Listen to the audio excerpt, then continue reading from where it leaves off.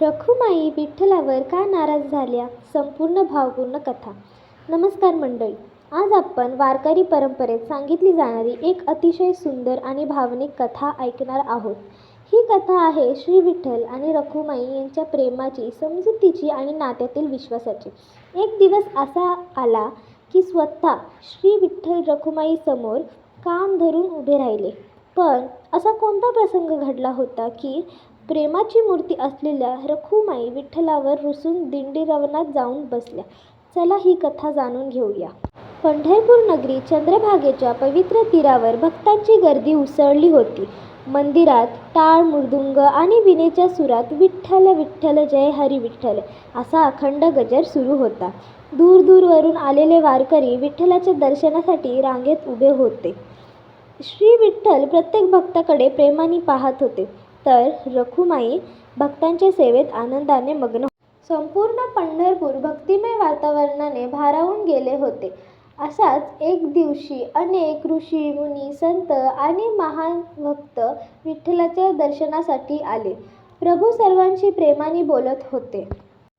त्यावेळी भक्तांमध्ये श्री राधेच्या निस्सीम भक्तीचे आणि तिच्या श्रीकृष्णावरील प्रेमाचे मोठ्या आदराने वर्णन केले जात होते. श्री विठ्ठलही त्या भक्तीचे कौतुक करू लागले. त्यांनी राधेच्या अखंड प्रेमाचा गौरव केला. हे सर्व रखुमाई शांतपणे ऐकत होत्या. त्यांच्या मनात विचार आला, प्रभू माझ्यावरही तितकेच प्रेम करतात, मग आज माझ्यासमोर दुसऱ्यांच्या प्रेमाचे कौतुक का? त्यांनी कोणाशीही वाद घातला नाही, रागाने शब्दही बोलल्या नाही, पण त्यांच्या कोमल मनाला खोलवर वेदना झाली. रात्र झाली. सर्वत्र अंधार पसरला. रखुमाईंनी कोणालाही न सांगता पंढरपूर सोडले आणि दिंडी रवनाच्या दिशेने निघाल्या. तिथे त्या एका सुंदर झोक्यावर शांतपणे बसून राहिल्या. बाहेरून त्या शांत दिसत होत्या, पण मनात अनेक प्रश्न होते. सकाळी श्री विठ्ठल उठले तेव्हा रखुमाई दिसल्या नाहीत. त्यांनी संपूर्ण महाल शोधला, मंदिरातही शोधले, चंद्रभागेच्या घाटावर शोधले, पण रखुमाई कुठेच नव्हत्या. प्रभूंचे मन अस्वस्थ झाले. त्यांनी प्रत्येकाला विचारायला सुरुवात केली, माझी रखुमाई कुठे आहे? कोणी त्यांना पाहिले आहे का? भक्तांनी नम्रपणे सांगितले, प्रभू त्या रुसून दिंडी रवनात गेल्या आहेत. हे ऐकताच श्री विठ्ठल एका क्षणाचाही विलंब न करता दिंडी रवनाकडे निघाले. त्यांच्या मनात एकच विचार होता, रखुमाईंचा राग कसा घालवायचा? दिंडी रवनात पोहोचल्यावर त्यांनी पाहिले, रखुमाई फुलांनी सजलेल्या झोक्यावर बसल्या आहेत. त्यांच्या चेहऱ्यावर नाराजी होती.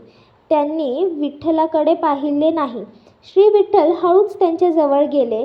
त्यांनी दोन्ही कान धरले आणि प्रेमाने म्हणाले, रखुमाई माझ्याकडून काही चूक झाली असेल तर मला क्षमा कर.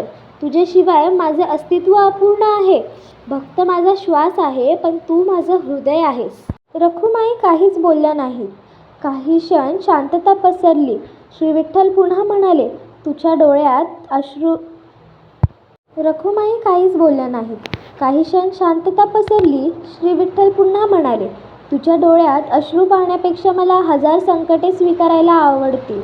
माझ्या एका कृतीमुळे तुला दुःख झाले असेल तर त्याची मला खंत आहे. हे प्रेमाचे शब्द ऐकून रखुमाईंचे डोळे पाणावले. त्यांचा राग हळूहळू विरघळू लागला. त्या म्हणाल्या, प्रभू मला राग तुमच्यावर नाही, पण आपल्या जवळच्या व्यक्तीच्या मनाचाही विचार केला पाहिजे. प्रेमात मान सन्मान आणि जिव्हाळा तितकाच महत्त्वाचा असतो. श्री विठ्ठलांनी हसत मान डोलावली. त्यांनी पुन्हा एकदा कान धरले आणि रखुमाईची माफी मागितली.